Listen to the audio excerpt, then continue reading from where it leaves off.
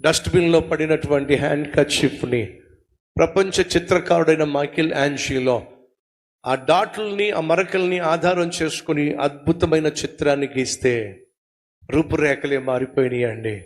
మరి నిన్ను నన్ను సృష్టించిన యేసుక్రీస్తు చేతిలో మనం పడితే, మనం గతంలో చేసిన పాపిష్టి పనుల వల్ల పోగొట్టుకున్న సంతోషము, సమాధానము, భవిష్యత్తు, ఆరోగ్యము, ఆనందము మనం కనుక ఆయన చేతిలో పడినట్లయితే పోగొట్టుకున్న వాటన్నిటికంటే ఆయన అనుగ్రహించు అద్భుతమైన జీవితము, భవిష్యత్తు బహు విలువైనదే.